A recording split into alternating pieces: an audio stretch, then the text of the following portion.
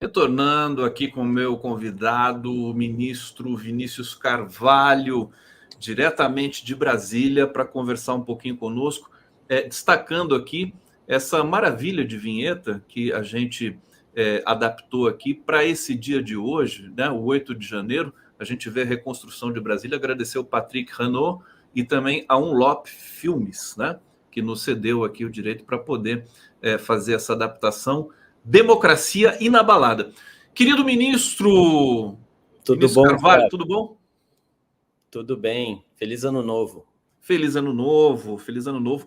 Muito trabalho aí. Eu queria começar, ministro, te perguntando do trabalho desse ano de 2023, né? Você foi uma das peças fundamentais, inclusive, para se investigar a questão das joias, dos governos passados, da vacina. Faz um balanço do teu trabalho 2023, desembocando dia de hoje, nesse dia de hoje, 8 de janeiro. Logo na posse do presidente Lula, ele nos deu essa missão, né, de fazer uma revisão sobre os sigilos impostos pelo governo Bolsonaro. Nós temos a Lei de Acesso à Informação desde 2013, e essa lei ela visa basicamente transformar a transparência na regra da relação entre o poder público e a sociedade. E esse tema é muito importante, no fundo ele tem a ver com o 8 de janeiro também, né? Porque se trata, no fundo, da construção da legitimação do Estado Democrático de Direito. Um Estado opaco, obscuro, que não dá acesso à população às suas políticas, às informações que produz, é um Estado ilegítimo, né? E um Estado que tem dificuldade para se legitimar pode dar vazão para teorias conspiratórias, para obscurantismos, para atentados à democracia, e que foi o que aconteceu no dia 8 de janeiro. Então, no fim, essa agenda de transparência, ela está embutida dentro dessa lógica de reconstrução de um Estado permeável à sociedade e aos atores políticos também, de uma maneira geral, né? A comunidade como um todo. E nós, ao longo desse ano, começamos com essa agenda, logo depois tivemos que lidar com uma série de investigações em temas também relacionados, digamos, a possíveis desvios de conduta, né? Tivemos primeiro aquela questão relacionada à falsificação da carteira de vacinação do ex-presidente, depois a questão das joias, também tivemos, em relação à questão das joias, o uso do aparato do Estado brasileiro para tentar gerar algum tipo de benefício pessoal, né, por meio ali da tentativa de instrumentalização da Receita Federal.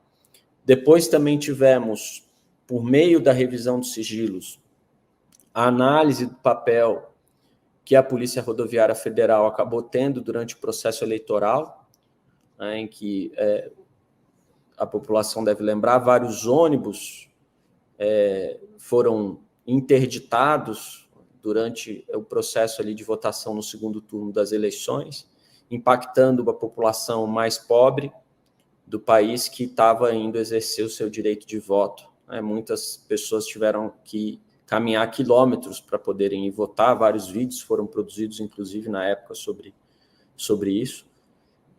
Essa, eu acho, uma das, talvez, de tudo que nós vimos, embora não tenha uma repercussão do ponto de vista financeiro, né, em termos de prejuízo aos cofres públicos, coisas desse tipo, tão expressiva, mas talvez tenha sido, no meu entendimento, uma das atitudes mais covardes que se pode fazer contra a população no dia de uma eleição, né? Tentar interceptar o voto, né, das pessoas.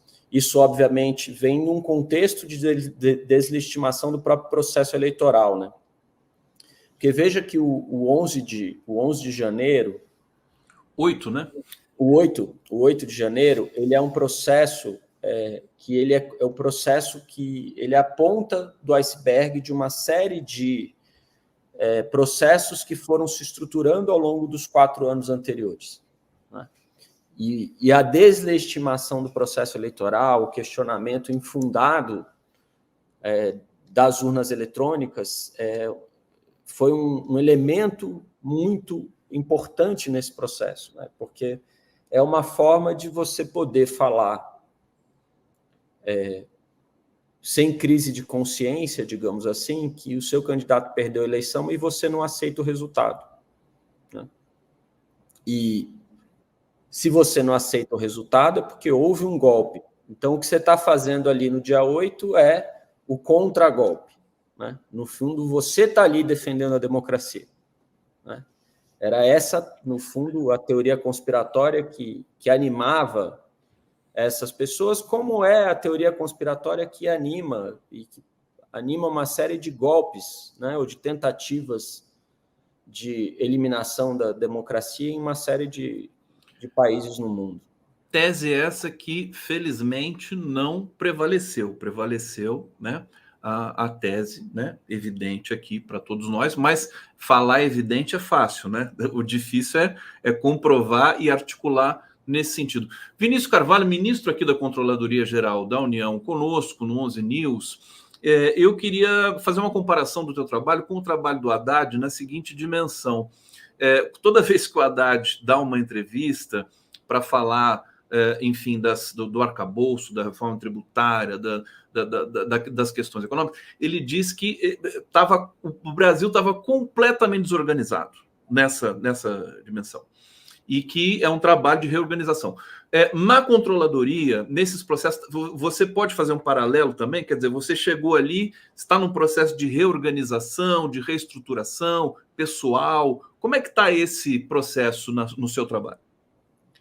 Olha, a Controladoria Geral da União, ao longo desse ano, a gente, obviamente, teve que, conversando com toda a equipe, estruturar as nossas agendas conforme as prioridades de políticas públicas, né? A agenda de auditorias, a agenda da Lei de Acesso à Informação que eu acabei de mencionar, né? Havia uma série de auditorias que já estavam sendo feitas aqui pela própria CGU e que foram muito importantes, né? A auditoria, por exemplo, do auxílio caminhoneiro, do auxílio taxista, do consignado, do crédito consignado. Recentemente, nós publicamos também um relatório de auditoria sobre a venda da refinaria da Petrobras na Bahia. A Bahia. Então, assim, são trabalhos que os auditores vêm desenvolvendo e eles conseguem, com base nos seus critérios técnicos de criticidade e de materialidade, oferecer para a população brasileira uma análise bem profunda de algumas políticas, de alguns processos, de alguns programas, né? E isso, felizmente, pôde ser feito. Eles têm uma autonomia razoável para construir esses trabalhos e a gente, felizmente, conseguiu detectar uma série de problemas em uma série de políticas e de programas governamentais no período anterior, né? Agora começa, obviamente, um novo ciclo.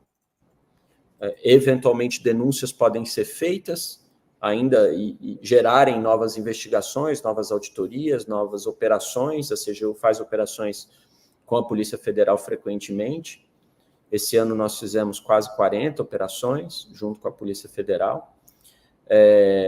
E agora também a gente aponta para também diagnósticos de melhorias possíveis nas políticas públicas que vão começar a ser implementadas no atual governo, né? O que a gente precisa ter claro é que a CGU ela tem uma função, Gustavo, bem relevante, de coordenar algumas ações e algumas agendas de enfrentamento à corrupção. E é importante que a gente tenha em mente que enfrentamento à corrupção não é só vestir o coletinho e ir para uma operação de busca e apreensão ou coisas desse tipo. Enfrentamento à corrupção, dentro de uma visão moderna, dado que é um problema complexo, passa por uma série de medidas de alcances variados e de naturezas variadas também. Então, toda essa agenda de transparência, por exemplo, ela é uma agenda de enfrentamento à corrupção. Toda a agenda relacionada à melhoria da qualidade dos serviços públicos prestados diretamente à população, ela é uma agenda de enfrentamento à corrupção. A agenda de digitalização de alguns processos, que diminui o risco de arbitrariedade, coisas desse tipo, de licenças, autorizações, são agendas de enfrentamento à corrupção, né? Então, a agenda de relacionamento mais público e republicano com a iniciativa privada, com as empresas, também é uma agenda de enfrentamento à corrupção. Então, são temas que a gente articula a partir aqui da CGU e que nos próximos anos a gente pretende apresentar algumas entregas em relação a eles. Agora é importante divulgar e comunicar esse trabalho, que é o que nós estamos fazendo aqui neste momento, para toda a população brasileira, porque também foi um trabalho que foi feito nos governos Lula 1 e 2 de combate à corrupção, mas que não foi divulgado, né? E que daí, depois, a esquerda e o PT acabou tomando a pecha de partido corrupto em função justamente dessa briga, dessa guerra narrativa. O Vinícius participou dos primeiros governos do presidente Lula? Você participou, né? Você foi chefe de gabinete do Ministério dos Direitos Humanos, né? Eu fui chefe de gabinete do ministro Paulo Vanuc na época, e depois eu fui para o CAD, né, para a área de Direito Econômico, fui conselheiro e depois presidente do CAD. Vinícius Carvalho, ministro da Controladoria Geral da União aqui no 11 News. O Volney Lima Silva está fazendo uma pergunta aqui. Vamos trazer, Vinícius, uma pergunta inominável resolve por sigilo, por exemplo, dar graça de liberdade a um fascista, Daniel Silveira, né? Qual o motivo? Vocês não explicaram até hoje, que saiba. A questão do Daniel Silveira passou pela sua... Não passa pela CGU, né? Porque ele era um deputado, o presidente da República tinha essa competência, tem essa competência, exerceu de maneira muito polêmica, né, na época, mas a CGU não tem competência para revisar um ato do presidente da República. Esse é o fato que me impede, nesse caso específico, essa questão ela tem que ser discutida no judiciário, né, onde ela foi discutida, inclusive. Foi no STF, né? No STF isso, foi discutido. Exatamente, porque foi um ato do presidente da República e o Supremo que tem a competência para revisar, por exemplo.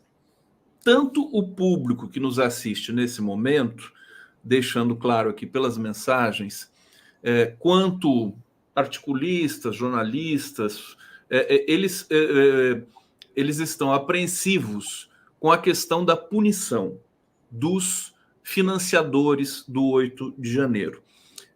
Acho que ontem eu vi uma matéria dizendo que tinham 40 financiadores que já estavam ali no radar da Polícia Federal e das investigações. Justiça leva tempo, né? Embora algumas coisas tenham acontecido com uma rapidez até impressionante, mas nós temos de aguardar. O que você pode dizer para a gente com relação a isso, às cabeças, digamos assim, desses processos golpistas que nós tivemos? Bom, eu acho que é importante dizer que todo esse processo está dentro de um inquérito. Aliás, vários, falando do 8 de janeiro, tem um inquérito específico, mas tem outros inquéritos que estão sob a coordenação, a presidência do ministro Alexandre de Moraes. Nós aqui na CGU, e que obviamente está dando ritmo a esses inquéritos, acho que não tenho dúvida de que há uma prioridade absoluta em apurar esse tipo de atentado e de tentativa de golpe de Estado, atentado ao Estado Democrático de Direito. Isso está sendo apurado, né? E a gente aqui na CGU tem uma responsabilidade, Conde, de analisar eventuais participações de servidores públicos, né? Então, tanto no caso das joias, como no caso do 8 de janeiro, como no caso da atuação da PRF, como no caso, agora recentemente, essas questões relacionadas à ABIN, são casos todos que estão, a própria questão da vacina, que estão sob coordenação, sob responsabilidade do ministro Alexandre de Moraes, e na medida em que as investigações avançam e ele decide sobre esses casos, nós podemos receber informações, já pedimos para ele isso, inclusive, informações sobre os casos para a gente avaliar se tem participação de servidores públicos nessa história, e, eventualmente, se tiver alguma empresa participando também, pode ser que a gente possa apurar alguma responsabilização, né?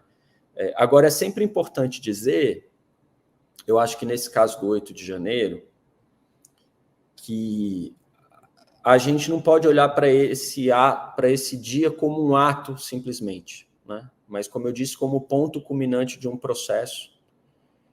E talvez tenha sido a alternativa que tenha sobrado a quem queria desferir um golpe na democracia no Brasil, né?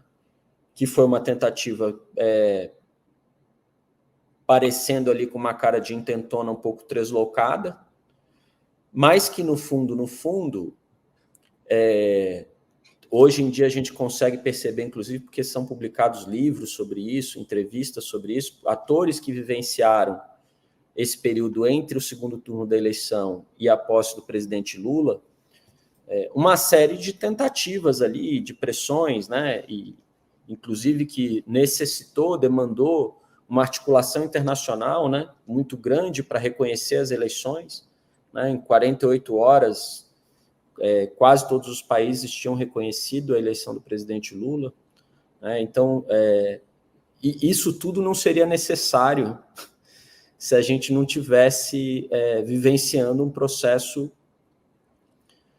de tentativa de aniquilação da democracia brasileira, né?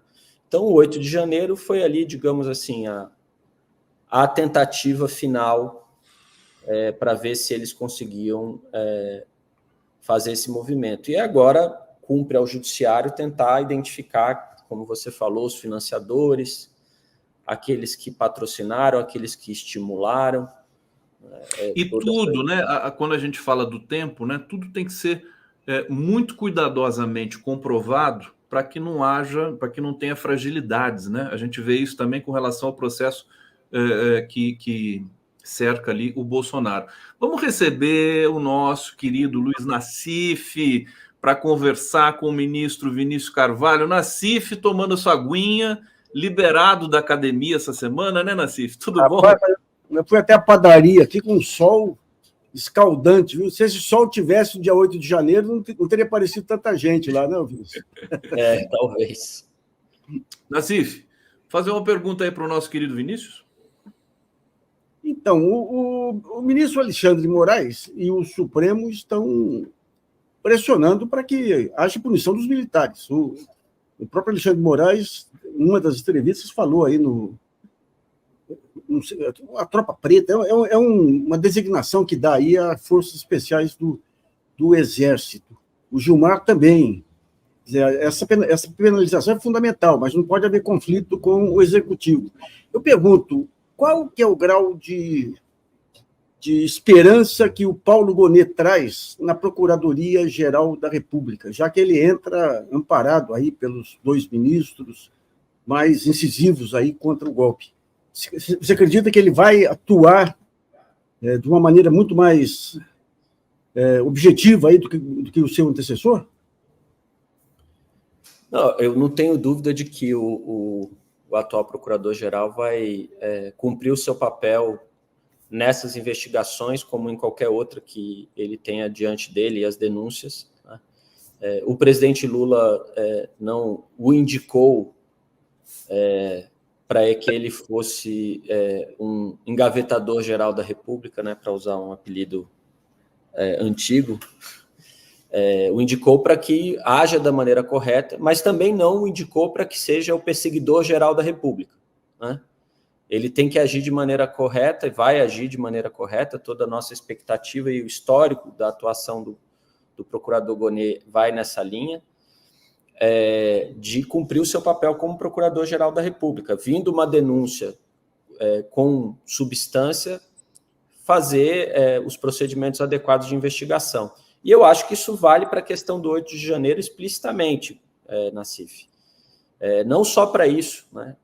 Como eu estava comentando com o Gustavo, a gente tem um emaranhado de situações que se conectam, né, em torno do 8 de janeiro e que o Procurador-Geral da República certamente terá um papel, né?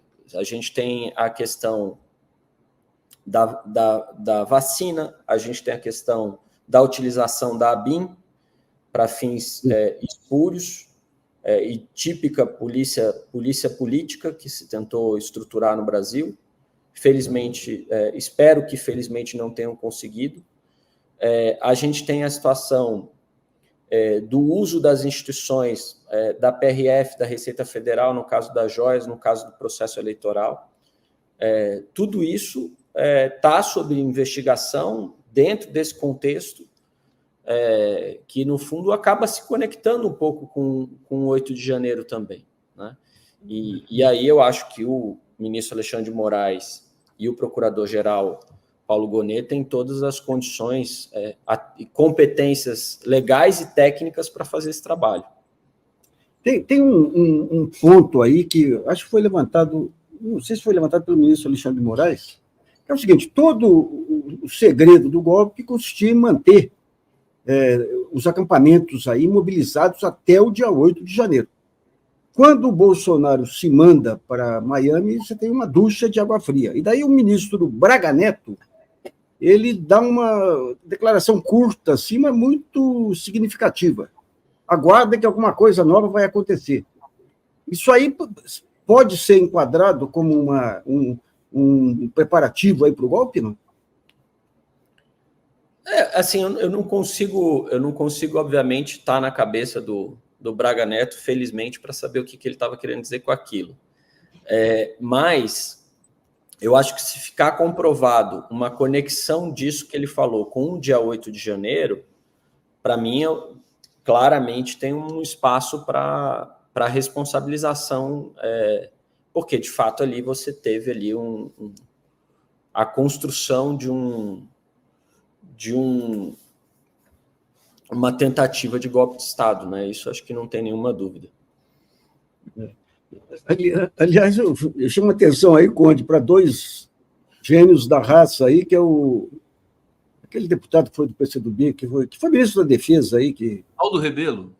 Aldo Rebelo e o Mário Sabino. E eu coloco na companhia dos dois o ministro da Defesa também, os três tentando caracterizar o que houve 8 de janeiro ou como um piquenique ou como uma manipulação para poder manter a polarização. Esse tipo de narrativa Aliás, eu acho que, mais uma vez mencionando aqui o documentário da Júlia Dualib, da Globo News, que foi importante, porque trouxe, inclusive, muitas imagens inéditas. Não sei se o Vinícius acompanhou esse processo, esse trabalho aí. Acho que ele, assim, dissipa qualquer dúvida, no sentido de que não foi domingo no parque, né? Que é uma coisa que o Alexandre de Moraes sempre destaca. Aquilo ali foi pensado, houve treinamento, houve palestra, né, para as pessoas atingirem ali os pontos frágeis das sedes dos três poderes. Vinícius Carvalho, para a gente terminar a sua participação aqui no nosso 11 News, quais são os objetivos, os alvos principais, né, da CGU para 2024? O que você destacaria assim da sua missão para 2024? Olha, eu acho que agora a gente tem uma agenda importante para entregar para o país nessa área de integridade, transparência, para que a sociedade brasileira consiga, né, sempre ter acesso ao que são as políticas públicas, o que a gente está entregando.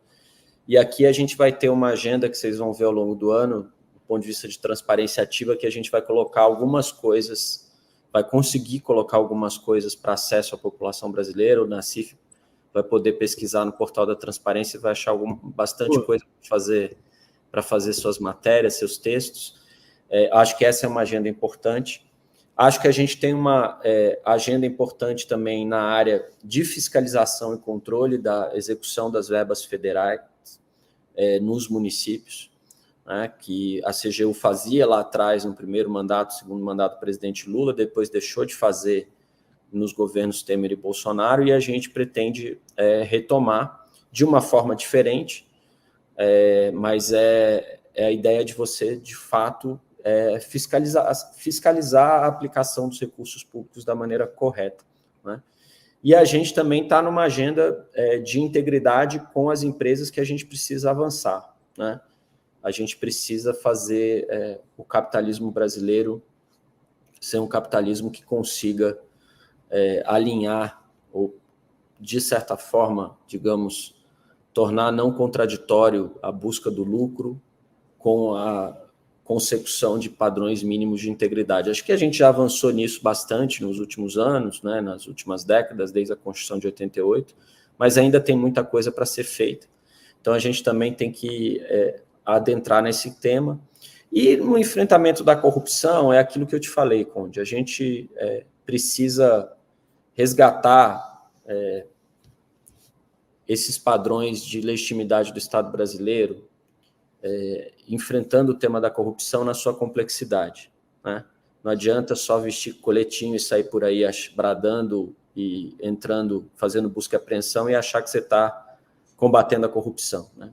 Esse modelo é um modelo que ele só baseado nisso, a gente tem que fazer isso, a gente faz isso, mas só baseado nisso é um modelo que não deu certo, não produziu nada muito positivo em vários lugares do mundo, né? E a gente tem que avançar, né? E a gente tem que avançar também para que a gente construa, dentro desses padrões, uma agenda democrática para o país, de compreensão e harmonização das nossas instituições. Eu acho que a CGU tem um papel importante nisso, porque ela faz auditoria sobre as políticas públicas, e são essas auditorias, são essas informações que produzem informações para a população que constroem a legitimidade dessas agendas e dessas políticas, né? Então, acho que essa é a nossa missão. Fiscalizar também, inclusive, o próprio governo, né? Que é uma coisa tão ampla, né? Que é a missão de vocês. Nassif, quer um último comentário com o Vinícius? Eu só vou colocar uma bomba. Eu tô lançando um livro aí com as matérias que nós fizemos aí nesses últimos 15 anos aí, e uma coisa que parece nítida aí, embora a imprensa tenha fugido do tema, que nem o diabo da cruz, são os negócios militares. São fundações militares que se apropriaram, especialmente do DENIT, os hospitais militares aí, que tem um conjunto de contratações de terceirizados aí ligados a militares, a vacina que tinha o golpe Agora, os dados que a gente viu de mortes pela cloroquina, né? Uma coisa terrível. Segundo o Taish lá, que foi ministro da Saúde, mas é subavaliado, porque aquilo lá só pega os que morreram em hospitais. Sim. Então, se for pegar para fora aí... Então, digamos, como é que é esse relacionamento? Porque a gente já tem um problema aí, que é o impacto entre a justiça civil e a justiça militar. Como é que é para vocês analisar, digamos, as fundações militares, a engenharia militar, que faz obras superfaturadas e tudo? Como é que institucionalmente falando, Vinícius? Institucionalmente falando, tem 4 áreas que a CGU não tem competência para fazer auditoria. Uma é o Itamaraty, a Advocacia Geral da União, a Presidência da República e as Forças Armadas. Essas 4 áreas, elas ficam sob o guarda-chuva do Tribunal de Contas da União. Ah, tá. Então, o TCU tem competência para adentrar, obviamente, nesses órgãos e fazer auditorias. O que, em relação às Forças Armadas, a gente tem uma competência muito clara em relação à Lei de Acesso à Informação, né? O que às vezes gera ali algumas discussões, alguns conflitos sobre alguns temas específicos, como lá no começo do ano teve a história vocês devem lembrar do general Pazuello, né, em relação ao processo disciplinar contra ele, que investigou a conduta dele quando ele era ministro da Saúde e ainda general da ativa, subiu em caminhão de som caminhão de som para participar de ato político. E qual foi o resultado disso aí, só para curiosidade? Não, a CGU determinou que o Exército abrisse, né, o processo administrativo que gerou a não punição dele, né, no caso, e o Exército acabou abrindo. Depois de um tempo, eles abriram a informação. Ministro Vinícius Carvalho, Controladoria-Geral da União, presente aqui nos News. Muito obrigado, bom trabalho, bom evento hoje. Aí nesse que vai ser a gente vai inclusive dar toda a cobertura aqui o 8 de janeiro, o ato, e espero em breve contar com a sua presença mais uma vez aqui, ministro. Obrigado. Estou à disposição. Um abraço a todos.